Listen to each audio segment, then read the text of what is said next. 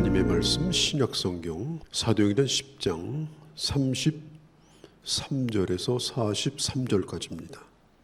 어떤 분이 전도자인 빌리그레아 목사님에게 말했습니다.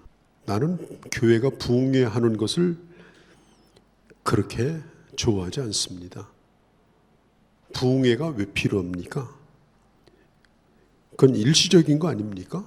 이렇게 물었어요. 그때 빌리그레아 목사님이 대답하기를 이렇게 대답을 했습니다. 우리가 목욕하는 것도 일시적이죠. 그러나 목욕을 하지 않는 사람이 어디 있습니까? 일시적이기 때문에 오히려 더 목욕을 자주 하는 거 아닙니까?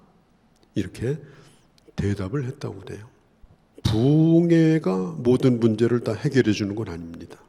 저희 집이 시골이었는데 우리 집 앞마당에 펌프 우물이 있었어요.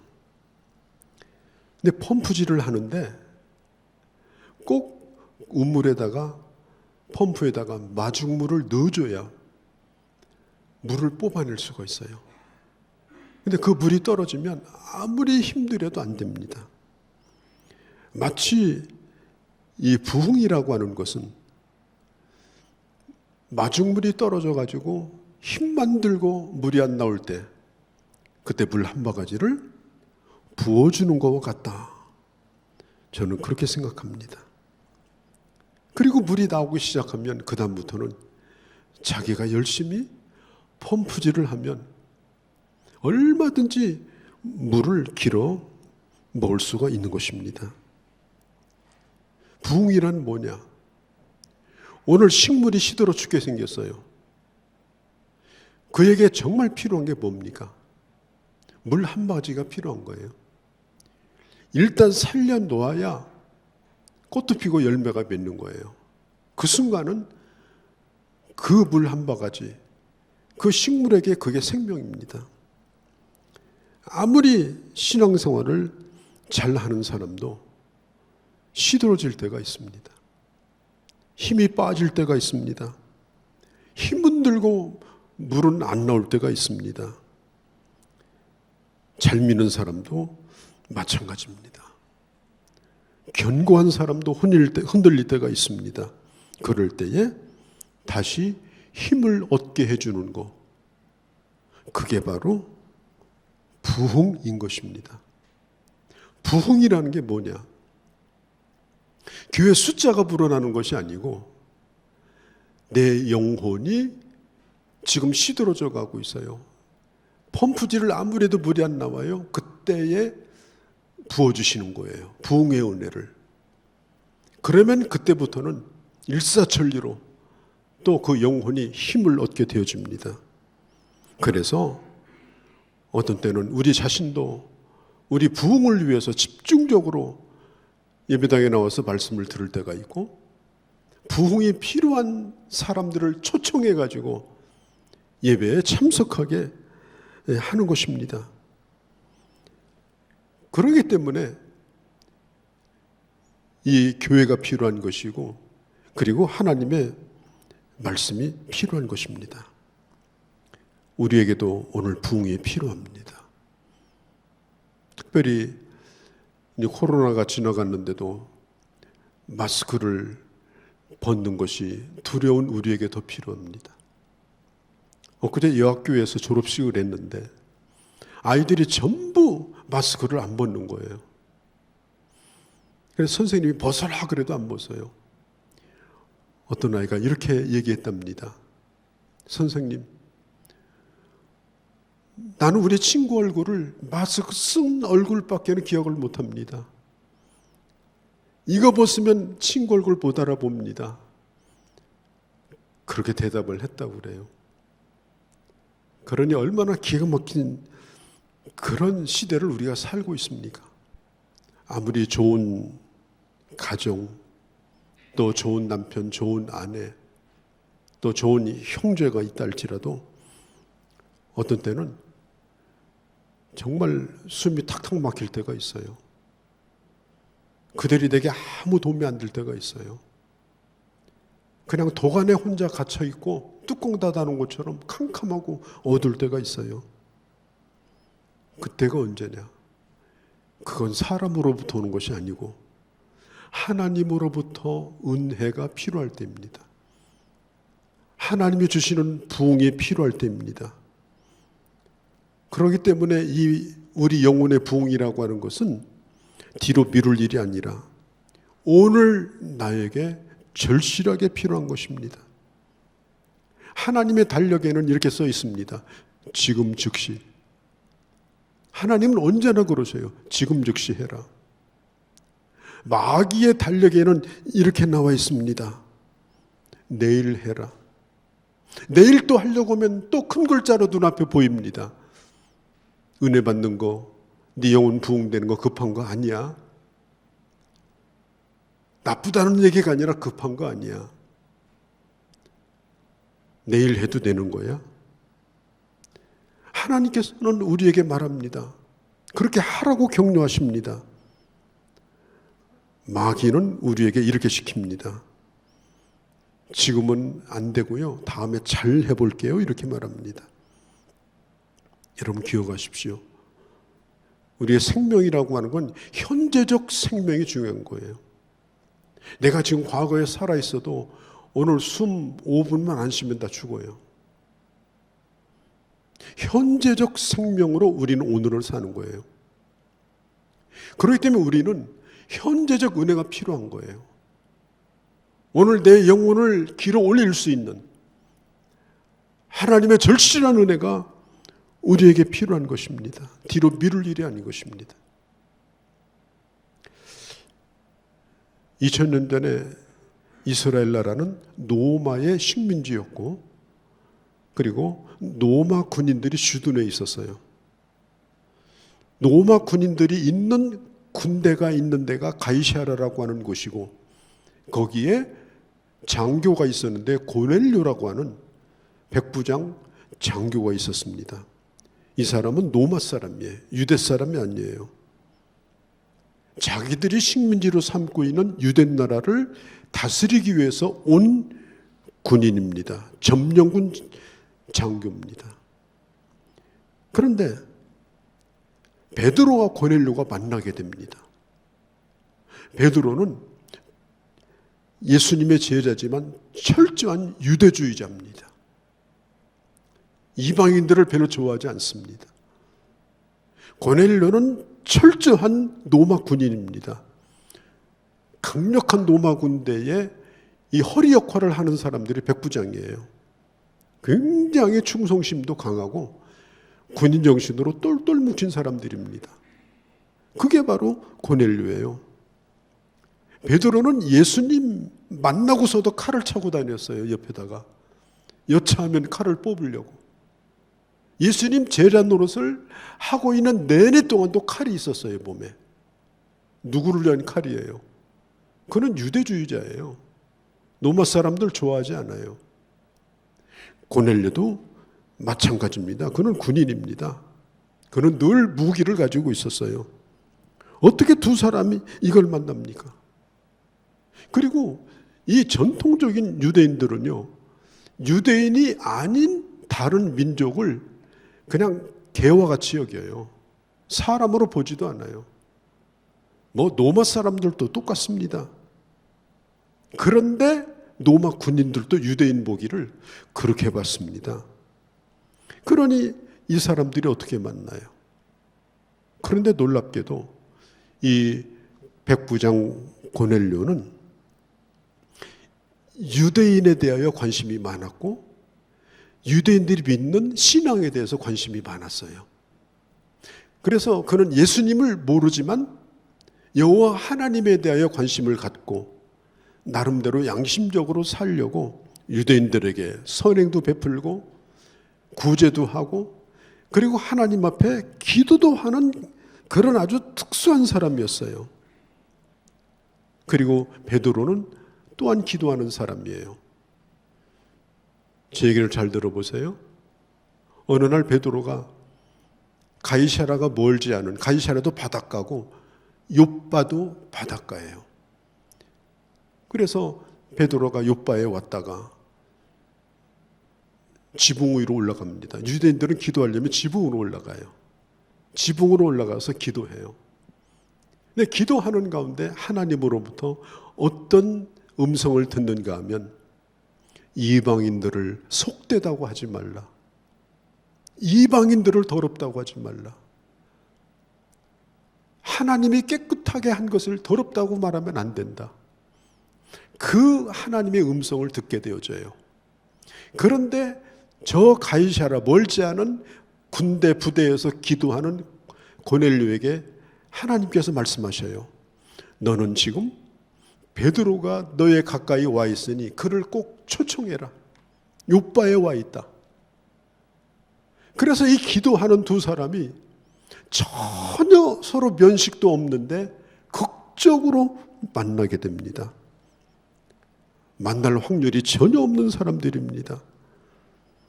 여러분, 하나님의 기적은 기도하는 사람들 사이에서 일어납니다. 내가 기도하고 있고 저 사람이 기도하고 있으면 두 사람의 관계를 통해서 하나님은 놀라운 만남을 주십니다. 그 만남은 하나님의 역사로 이어집니다. 그래서 여러분 기도하는 것이 중요한 거예요. 내 영혼이 부흥되려고 하면, 나를 통해서 하나님이 일하시기를 원한다면 여러분들은 기도하셔야 돼요. 그럼 반드시 여러분들이 하나님의 일을 할 수 있는 길을 사람들의 만남을 통해서 하나님은 열어주시는 거예요.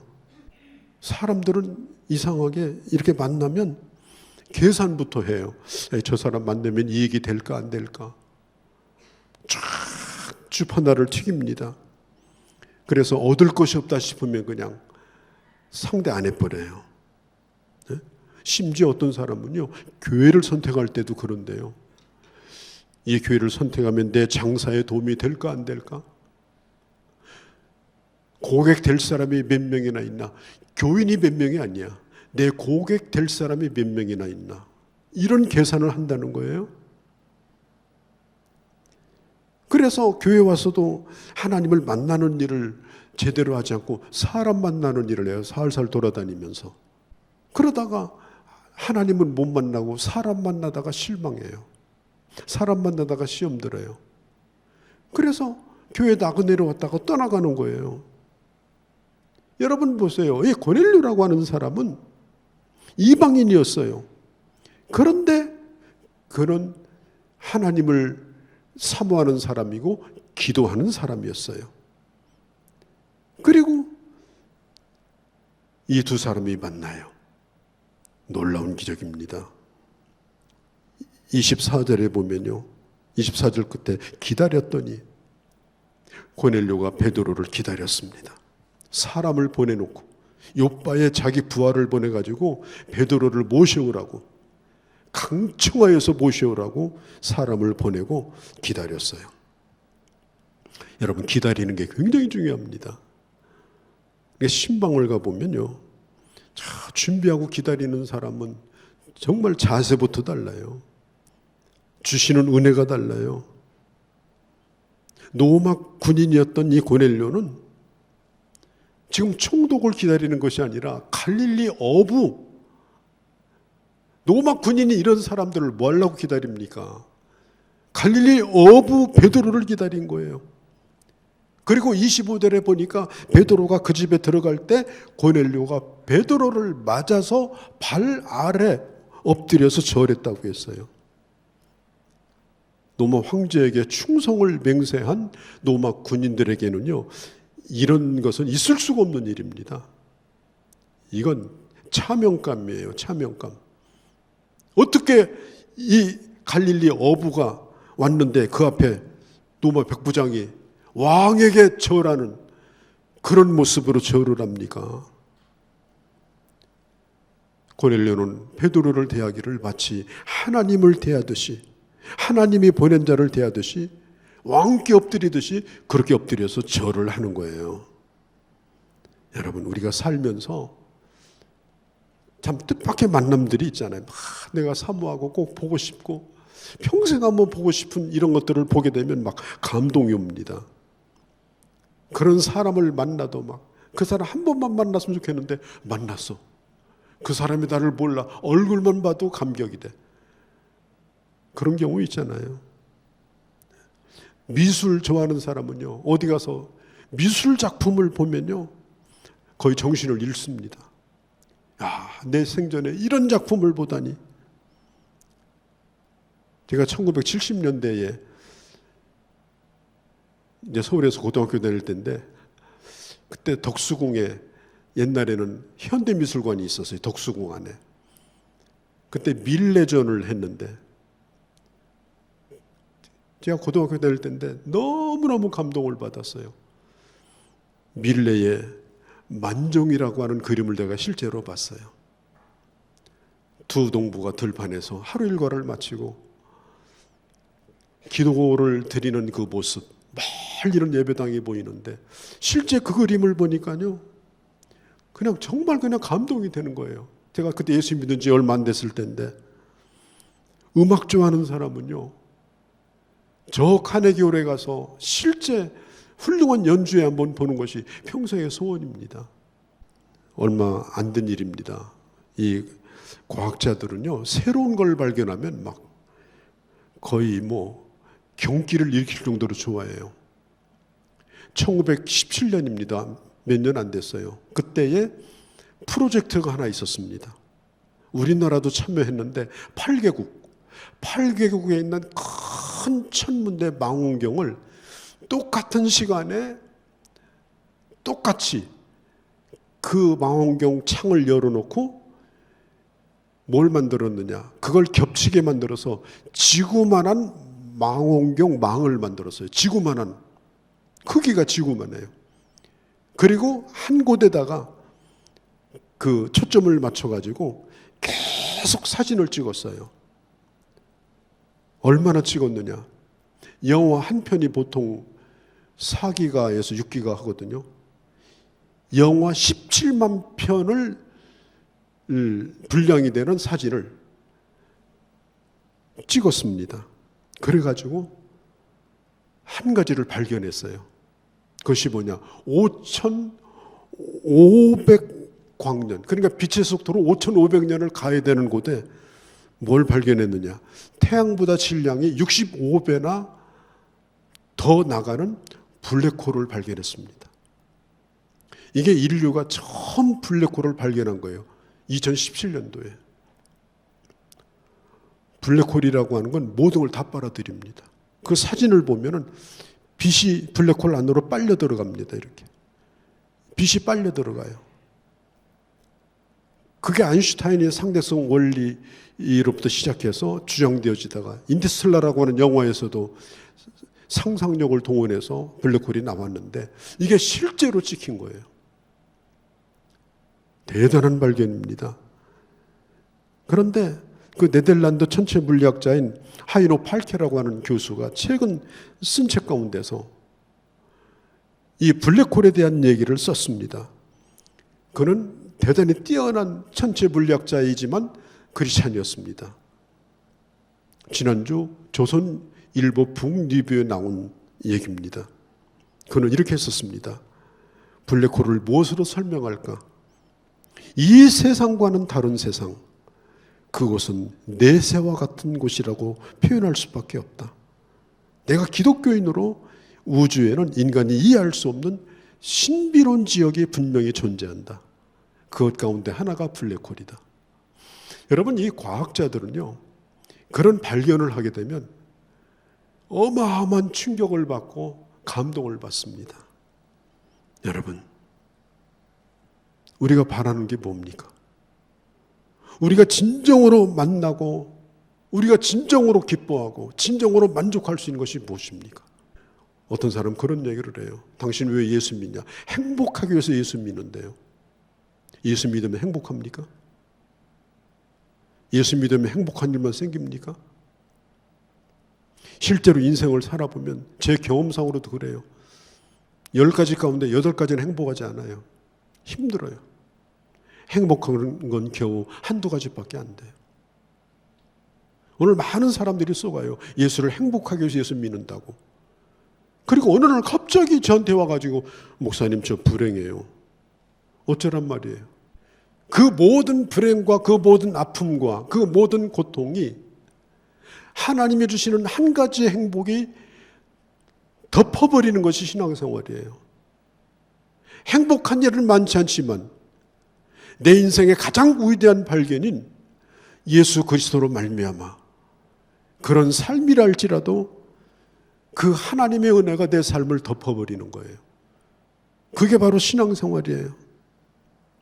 그게 바로 우리 영혼의 부흥인 것입니다.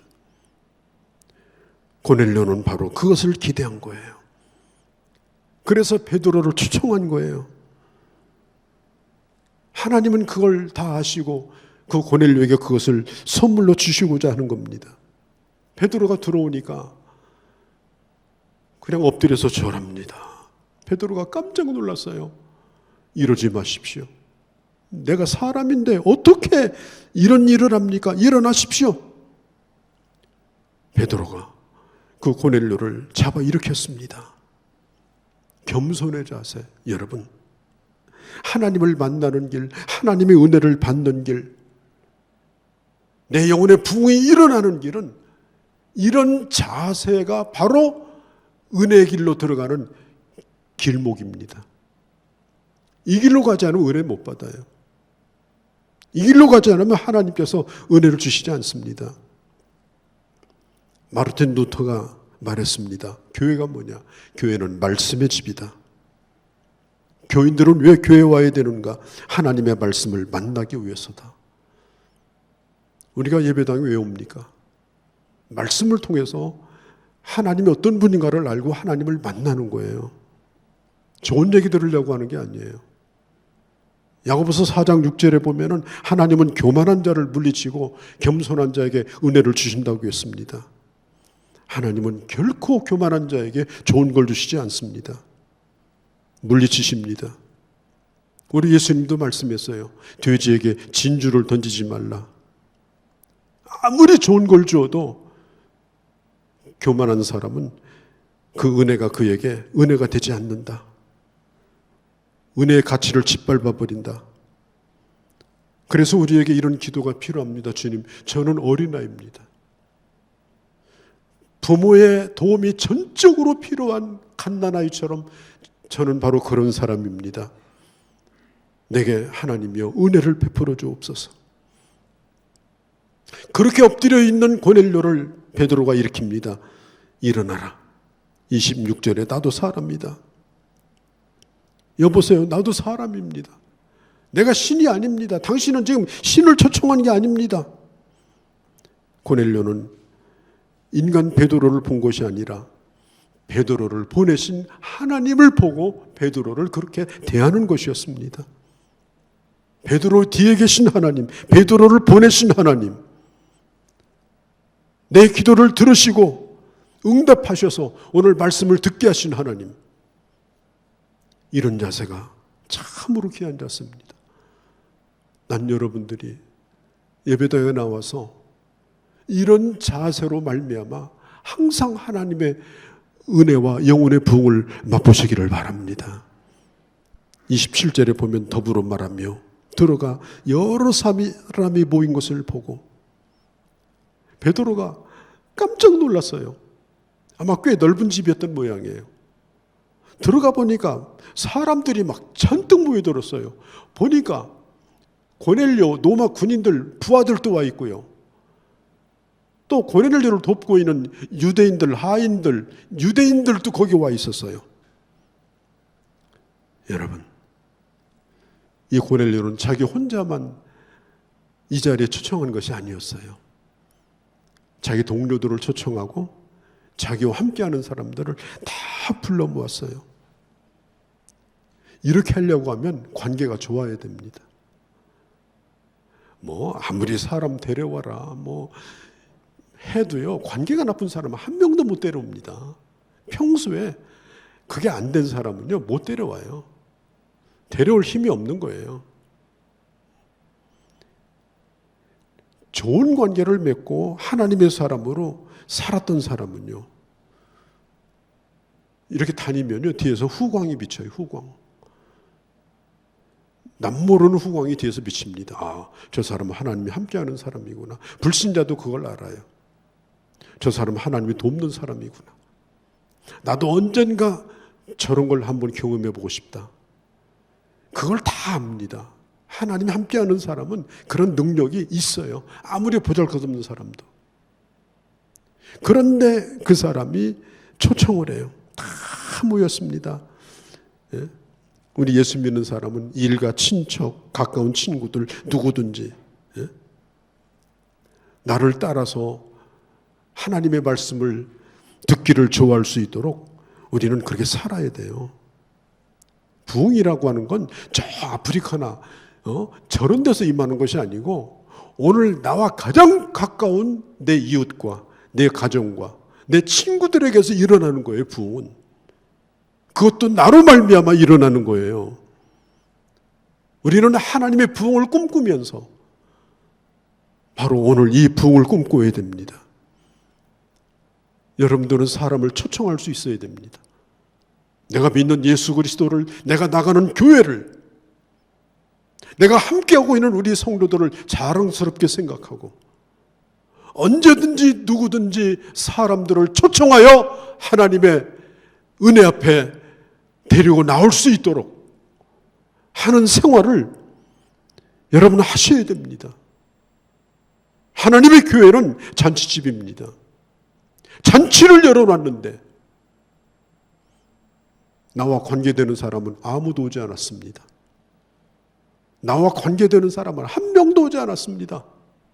하나님의 집은 잔치집인데 그런 일이 일어나지 않습니다. 얼마나 기가 막힌 일입니까? 어쩌면 우리는 그런 기가 막힌 일을 우리는 매주마다 경험을 합니다. 안타까운 일입니다. 우리는 부흥을 꿈꾸면서도 내가 진정으로 안타까워해야 될 일이 뭔가 우리는 그걸 잃어버리고 삽니다. 하나님의 말씀이 나를 살린다면 누구든지 마음을 열면 그도 살릴 줄을 믿고 그가 누구든지 주님 앞으로 초청해서 함께 은혜 자리로 모셔야 되는 겁니다. 오늘 고넬료가 바로 그런 사람이었습니다. 초대교회가 부흥된 것도 모이는 데 있었습니다. 사도행전 2장 46절에 보면 날마다 마음을 같이하여 성전에 모이기를 힘썼다고 했습니다. 우리는 지난주에 신년 말씀 사경회를 했습니다. 참석한 분들은 하나님의 큰 은혜를 누렸습니다. 제가 몇 분에게 이미 그런 간증을 들었습니다. 목사님, 이번 사경회를 통해서 정말 큰 은혜를 받았습니다. 내 영혼의 눈이 떠졌습니다. 여러분, 사모하는 사람에게, 마음을 열고 말씀에 다가가는 사람에게는 하나님이 준비하신 은혜를 언제든지 누릴 수가 있는 거예요. 그리고 그때 내 심령의 부흥이 일어나는 거예요. 여러분들 어느 때든지 그런 기회를 주실 때는 잃어버리면 안 됩니다. 그런 기회를 주시면 언제든지 함께 하셔야 됩니다. 고넬료는 계속해서 이렇게 말합니다. 우리가 다 하나님 앞에 있습니다. 우리가 다 하나님 앞에 있습니다.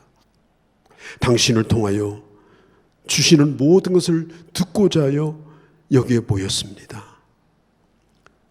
듣고 나서 순종하겠다는 것이 아니에요. 들어보고 하겠다는 것이 아니에요. 이미 순종하기로 결심하고 모였다는 겁니다. 이걸 성경에서 뭐라고 그래요? 옥토라고 그래요. 그런 사람은 최소한도 30배, 100배 열매를 맺습니다. 그것이 어떤 100배인지는 몰라도 하나님은 반드시 그에게 그런 은혜와 그런 축복을 하나님은 베풀어 주십니다. 그가 바로 복된 자입니다. 어떤 것이든지 수용할 마음을 가지는 거예요. 듣고 봐서가 아니에요. 어떤 것이든지 다 받아들이겠다고 생각하고 받아들이는 거기에 하나님께서는 은혜를 베풀어 주셔요. 오늘 거기 모인 사람들에게 베드로가 말씀을 전하기 시작합니다. 그게 36절에서 43절까지 긴 얘기입니다. 예수님이 이 땅에 오셔서 어떤 일을 행하셨는가? 예수 그리스도의 죽음과 예수 그리스도의 부활과 예수 그리스도의 심판하심과 그리고 그 주님께서 주시는 치유의 사역과 그리고 그 주님이 베푸셨던 선한 일들에 대하여 베드로는 말씀을 전합니다. 그리고 반드시 이 예수를 믿어야 된다. 이 예수를 믿고 구원받아야 된다. 십자가의 능력으로 이 예수를 믿으면 당신들은 구원받는다. 하나님의 자녀가 된다. 베드로는 그 설교를 했습니다. 뭐 부흥회라고 해서 특별한 얘기한 게 아니에요. 로마 장교의 집이라고 그래서 그럴듯한 얘기한 게 아니에요. 베드로가 사도행전 2장에서 오순절날 설교한 내용과 사도행전 10장에서 고넬료의 집에서 설교한 내용이 똑같습니다. 그가 로마인이든지 그가 유대인이든지 상관할 게 없어요. 복음은 어떤 사람에게든지 복음은 복음이 됩니다. 다른 말 할 필요가 없습니다. 하나님의 말씀을 전하는 겁니다. 죄사함의 복음을 전합니다. 예수 그리스도가 누군가를 분명하게 소개합니다. 그런데 이 복음이 능력이 나타나는 거예요. 오늘 많은 분들이 사도행전 10장을 설교하든지 가르치면서 이 고넬료를 얼마나 미화시키는지 몰라요. 고넬료가 이렇게 훌륭한 사람이다, 대단한 사람이다. 아니올시다. 중요한 것은 그러함에도 불구하고 고넬료는 복음을 들어야 할 자입니다. 그가 아무리 대단해도 그것까지 구원 못 받습니다. 베드로는 고넬료의 선행을 칭찬하지 않았습니다. 예수 그리스도의 복음을 믿으라고 했습니다. 43절에 저를 믿는 자들이 다 그 이름을 힘입어 죄사함을 받는다 하였느니라. 죄사함을 받는 것은 오직 예수 그리스도를 믿음으로, 뭐 세상 얘기나 무슨 시시콜콜한 농담이 아니에요. 복음입니다. 예수 그리스도. 우리는 이 복음을 들어야 하고 우리는 이 복음을 누구에게인가 분명히 증거해야 돼요. 이건 베드로만 할 수 있는 일이 아니라 우리도 이 일을 할 수가 있습니다. 또 누군가를 초청해서 이 말씀을 듣게 할 수가 있습니다. 44절에 보면 베드로가 이 말을 할 때 성령이 말씀을 듣는 모든 사람에게 내려오시나니. 베드로가 아람어로 설교를 해요. 아람어. 아람어는 유대인들이 쓰는 그냥 일상 언어가 아람어예요. 거기 있는 로마 군인들은 로마어를 쓰는 사람, 라틴어를 쓰는 사람들이에요. 말이 잘 통하는 사람들이 아니에요. 그리고 베드로의 설교 내용을 보면 굉장히 길어요. 그러니까 언어 소통이 잘 된 건 아니었을 거예요. 그런데도 성령께서 그 자리에 함께하니까 그들이 다 은혜를 받았어요. 사도행전 2장에 나타난 제2의 오순절, 베드로가 아람어로 설교할 때에 16개국의 사람들이 그 자리에서 알아들은 것처럼 오늘 이 자리에서도 그런 역사가 나타난 거예요. 우리가 복음을 전한다고 하는 건 말을 뛰어나게 잘하는 게 아닙니다. 언변의 기술로 하는 게 아닙니다. 내 안에 생명이 있고 예수 그리스도가 나를 구원하셨고 그 주님이 저 사람을 구원할 거라고 하는 확신을 가지고 능력 있게 그를 초청하고 복음을 듣게 하면 하나님께서 그에게도 역사하셔서 예수 믿게 하는 겁니다. 성경은 말합니다. 고린도서 6장 2절에 보라 지금은 구원받을 만한 때다. 마귀의 시간은 내일이지만 하나님의 시간은 오늘입니다. 하나님을 찾을 만한 때 찾아야 됩니다. 만날 만한 때 만나야 됩니다. 특별히 영혼의 구원은 내 영혼이 시들어져 가고 죽어가는 건 방치되면 안 됩니다. 반드시 은혜를 받아야 됩니다. 하나님은 반드시 긍휼히 여겨 주십니다. 출애굽기 33장 19절에 보면 은혜를 줄 자에게 은혜를 주신다고 했습니다. 긍휼히 여길 자에게 긍휼을 베푸신다고 얘기했습니다. 우리 주님 앞에 나오기만 하면 반드시 내게도 은혜를 베풀어 주시고, 또 누군가를 초청하여 하나님의 은혜를 받게 한다면 반드시 그도 예수 그리스도를 만나게 될 것입니다. 난 여러분들이 올 한 해도 매주마다 부흥회가 되기를 바랍니다. 영혼의 부흥회, 여러분들의 영혼에 하나님의 큰 은혜의 부흥이 있기를 바랍니다. 그리고 여러분들이 알고 있는 누군가에게 이 복음을 함께 듣게 해서 여러분들의 가정에도 부흥이 임하고, 여러분들이 알고 있는 모든 영역 가운데 하나님의 부흥이 임해서 하나님의 부흥의 역사에 귀하게 쓰여지는 그런 주의 사람들이 다 되어지기를 주의 이름으로 축원합니다. 거룩하신 우리 아버지, 오늘 이 아침도 이렇게 좋은 날에 저희들을 불러주시고 다시금 하나님의 말씀을 듣게 하셨습니다. 내 영혼의 마중물을 허락하여 주옵소서. 이제는 막혔던 것이 뚫어지게 하시고 하나님의 은혜가 내 안에 아버지 솟아나게 하여 주옵소서. 교회의 부흥을 말하기 전에 내 영혼의 부흥이 임하게 하여 주옵소서. 교회의 부흥을 말하기 전에 내 가정과 내 이웃의 부흥이 임하게 하여 주옵소서. 그러므로 하나님의 나라의 부흥이 임하게 하시고 우리 교회의 부흥의 역사가 임하게 하여 주시옵소서. 올 한 해 이런 기적 가운데서 아버지 신앙생활을 하고 하나님께 영광을 돌리는 귀한 주의 사람들이 다 되게 하여 주시옵소서. 우리 주 예수님의 이름으로 기도하옵나이다. 아멘.